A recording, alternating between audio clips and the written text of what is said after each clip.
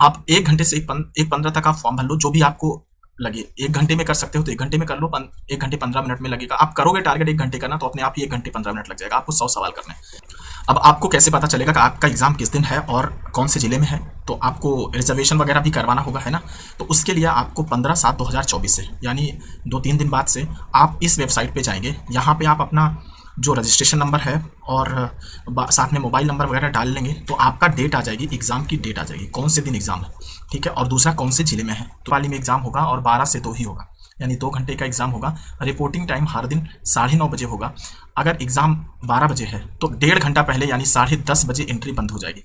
Reporting time 9:30 बजे है, 9:30 से 10:30 बजे तक आपको एंट्री मिलेगी। दोस्तों नमस्कार।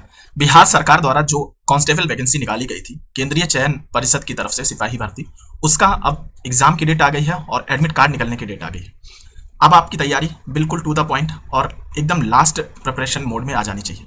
अभी आपका एडमिट कार्ड कब मिलेगा, क्या सावधानी बरतनी चाहिए, बचे हुए दिन कैसे करना चाहिए, आइए वो चीजें देखते हैं। तो आपकी परीक्षा जो होगी 7/8/2024 दिन बुधवार को 12 बजे से 2 बजे तक होगी। आपको 9:30 बजे पूर्वाहन को रिपोर्ट कर देना है। 1.5 घंटे पहले अगर आप रिपोर्ट नहीं करते हैं तो आपको एग्जाम में घुसने नहीं दिया जाएगा, एग्जाम देने नहीं दिया जाएगा।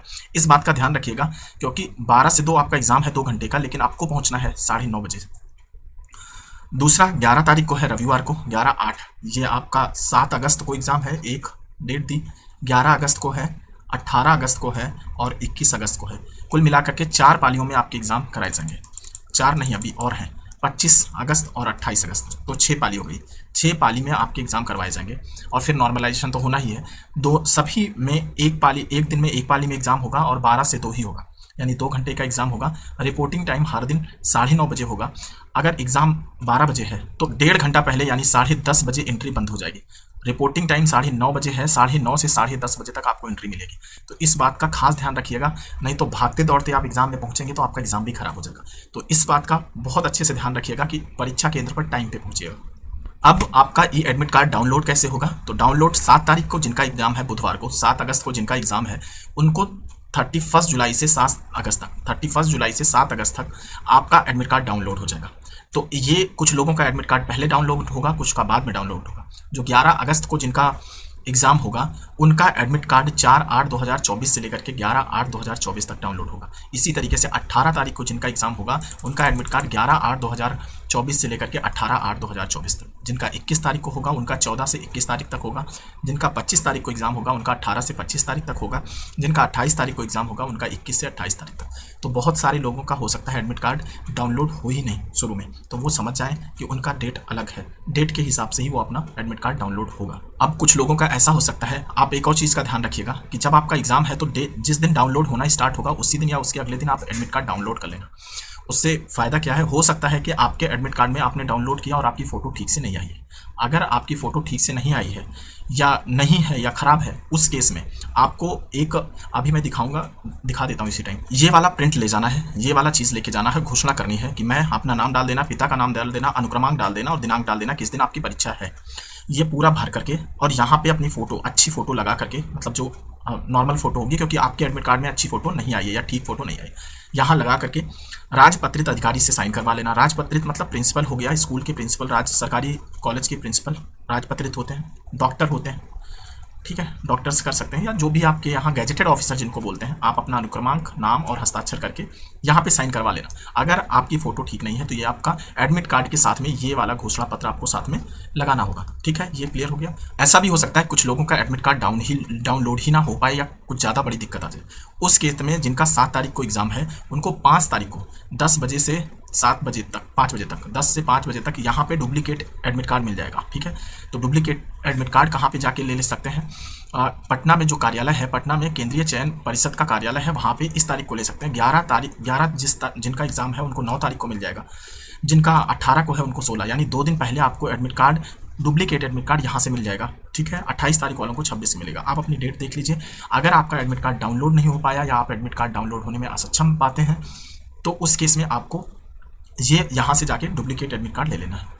अब आपको कैसे पता चलेगा कि आपका एग्ज़ाम किस दिन है और कौन से ज़िले में है? तो आपको रिजर्वेशन वगैरह भी करवाना होगा, है ना। तो उसके लिए आपको 15/7/2024 से, यानी 2-3 दिन बाद से आप इस वेबसाइट पे जाएंगे। यहाँ पे आप अपना जो रजिस्ट्रेशन नंबर है और साथ में मोबाइल नंबर वगैरह डाल लेंगे तो आपका डेट आ जाएगी, एग्ज़ाम की डेट आ जाएगी, कौन से दिन एग्ज़ाम है, ठीक है, और दूसरा कौन से ज़िले में है। तो दो चीज़ आपको आ गई, डिस्ट्रिक्ट पता चला कर गया। और आप चाहो तो अब आप अगर एक कोने में हो और दूसरे कोने में एग्ज़ाम देने जाना है तो आप अपना रिजर्वेशन वगैरह करवा सकते हो ताकि आप आसानी से पहुंच सको। दूसरा, आपको डेट पता चल जाएगी तो उस हिसाब से आप अपना एडमिट कार्ड डाउनलोड करने के लिए रेडी हो जाओ। जिनकी डेट के हिसाब से आपका एडमिट कार्ड डाउनलोड हो गया, ऐसा नहीं हो सकता कि आपका एडमिट कार्ड, आपका एग्ज़ाम डेट 28 अगस्त को है और आपका एडमिट कार्ड जो है डाउनलोड 7 अगस्त से स्टार्ट हो जाए, बिल्कुल ऐसा नहीं होगा।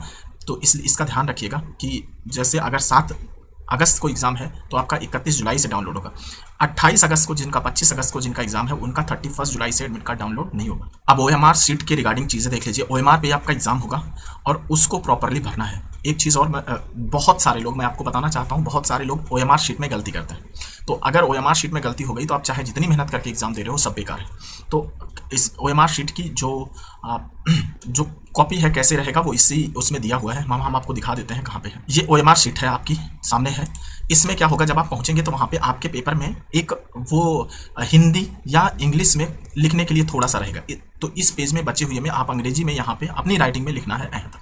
वो पैराग्राफ छोटा सा दिया रहेगा। इसका काम यह है कि आपकी हैंड राइटिंग मैच कराने के लिए। अभी एक केस आया था ना जिसमें बच्चे ने ये बोल दिया कि जो OMR सीट है उसमें मेरी हैंड राइटिंग नहीं है। तो उससे क्या होगा कि आपकी हैंड राइटिंग यहाँ ले ली जाएगी एक पैराग्राफ लिखा के, और जब कभी आप मान लो ये बोल दो कि मेरी OMR सीट है ही नहीं है तो उस केस में आपकी हैंड राइटिंग मैच करा ली जाएगी। ये चीज़ आपको क्लियर हो गई। आंसर सीट नंबर यहाँ लिखा रहेगा। अब आपको रोल नंबर आपके एडमिट कार्ड पे रहेगा। उसको रोल नंबर भरते कैसे मैं बता देता हूँ। मान लो आपका रोल नंबर है 2 4 5 8 6 2 9 6 8 4। पहले ऐसे ही भर लिया जाता है, ठीक है। पहले इनमें बताओ, पहले ऐसे भर लो और इसको चेक कर लो एक बार कि ये सही भरा है कि नहीं, क्योंकि इसमें अगर गलती हो जाएगी तो आपको माफ है, क्योंकि रीड ये होता है। अगर आप रीड ये वाला नहीं होता, रीड ये वाला होता। अब आप गलती नहीं करना है, आपको इसके बाद गलती नहीं करना। 2 यहाँ है तो 2 भरोगे यहाँ पे, ठीक है। ऐसे पूरा भरना है। 4 है, इसके बाद 4 भरो, ठीक, ऐसे। फिर आपका फिर से 9 है, 8 है, 7 है, जो भी है इस तरीके से भरते जाओ, ठीक है। ऊपर देख के उसी के नीचे भरना है। ये गलती ना होने पाए कि इस वाली का यहाँ भर दो कहीं। ये बहुत लोगों से गलती होती है। हमने एक बार एक गलती की थी जो बहुत ब्लंडर हुई, बाद में वो संभाल ले गया किसी तरीके से कि जीरो था यहाँ पे। अब दिमाग में इतना प्रेशर में ऐसा लगा कि जीरो, ये पहला वाला जीरो होता है, हमने 1 की जगह भर दिया, जबकि जीरो वाला ये होता है। तो अब सोच सकते हो कैसी कैसी गलती होती है। बाकी और कभी गलती नहीं हुई। ये तो हो गया आपका एडमिट कार्ड से भरोगे, ठीक है। जब आपको पेपर मिलेगा तो पेपर से प्रश्न पुस्तिका नंबर यहाँ पे भरना है। तो ये यहाँ पे भर लो। मान लो 1 2 8 9 6 4 जो भी है, फिर आप यहाँ से भरना करो। 1 भर दिया, 4 भर दिया। तो इस तरीके से आप अपना भरो। एक यहाँ पे है, अगर आप नकल करते हैं या कुछ और करते हैं ना, तो जो आपके हॉल में टीचर है वो यहाँ अगर भर दिया तो आपकी कॉपी फिर नहीं चेक होगी, समझ लेना। तो ये चीज़ कभी नहीं होना चाहिए। आपको अनफेयर मीन्स के साथ में इन्विजिलेटर पकड़े ना, इसका ध्यान रखिए और कुछ करिए भी नहीं ऐसा। अब बचा हुआ आपका ये एग्ज़ाम का 100 क्वेश्चन है, 100 आपको भरने हैं। अब जैसे यहाँ पे इसके नीचे आपका साइन हो जाएगा, यहाँ पे इन्विजिलेटर का साइन होगा, यहाँ पे वो करेगा और यहाँ पे आपको करना है, आप अपना साइन यहाँ पे कर देना, ठीक है। ये आपका साइन का हो गया। अब इसमें एक और चीज़ की, ये कैसे भरना है ना। तो आप देखो, पेपर आपको मान लो 20 पन्ने का पेपर मिलता है ना, 20 पन्ने का पेपर मिलता है और आपको टाइम इस एग्ज़ाम की इतना दिया जा रहा है, 2 घंटे। पेपर मिलते ही आप, जो मेरा है, बाकी आपका जो कुछ अच्छा है वो आप अपने हिसाब से कर लेना, आप यही फॉलो करो, ऐसा नहीं है। लेकिन जिनको नहीं पता उनके लिए 20 पन्ने का पेपर है मान लो, तो आप 20 पन्ने अपने 1 घंटे से 1 घंटे 15 मिनट में कर लो। जो भी क्वेश्चन फंस रहे हैं उनको बिल्कुल नहीं करना है, छोड़ते जाना है। मतलब आप 1 घंटे से 1 घंटे 15 मिनट के अंदर आप अपना पेपर 20 पन्ने पूरा कर लो, ठीक है। 1 घंटे से 1 घंटे 15 मिनट में अपना पूरा कर लो। अब उसमें जितने सवाल आपने लगाए हैं, 5 मिनट और ले लो, हाँ। तो आप 1 घंटे से 1:15 तक आप फॉर्म भर लो, जो भी आपको लगे। 1 घंटे में कर सकते हो तो 1 घंटे में कर लो, 1 घंटे 15 मिनट में लगेगा। आप करोगे टारगेट 1 घंटे करना तो अपने आप ही 1 घंटे 15 मिनट लग जाएगा। आपको 100 सवाल करने हैं तो 60 मिनट में 100 सवाल करना बहुत मुश्किल काम है। तो आप 1 घंटे मान लो 15 मिनट में, 1 घंटे 15 मिनट में आपने पूरे 20 पेजेस पे सवाल किए। अभी 100 क्वेश्चन जो आपके आए थे उनमें से केवल आपने 50 क्वेश्चन किए, ठीक है। ऐसा ही हो पाएगा, हो सकता है 40 ही हो, आपको परेशान इसमें नहीं होना, ठीक है। 1 घंटे से 1 घंटे 15 मिनट। अब क्या करना है कि आपको 40 या 50 जो भी हैं उनको पन्ने वाइज खोल करके पूरा भर देना है। मान लो इसमें अब आप पहुंच गए, 1:30 बज गया आपको।